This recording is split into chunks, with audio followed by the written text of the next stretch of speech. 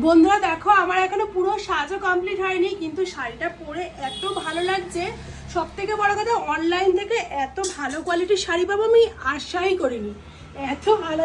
দেখো আঁচলটা দেখো, জাস্ট কতটা সুন্দর। মাই গুডনেস, কি ভালো হয়েছে শাড়িটা। আর পুরো বডিতে দেখো, পুরো এরকম কিন্তু জরি রয়েছে, আর এর মধ্যে সবুজ জরি আর গোল্ডেন জরির কাজ। আর এটা হচ্ছে পাড়টা, দারুণ এসে। একটা ব্লাউজ পিসও রয়েছে, তবে আমার এখন তাড়াহুড়ো আছে বলে আমি এই ব্লাউজটা দিয়ে পরে নিয়েছি। অসাধারণ অসাধারণ।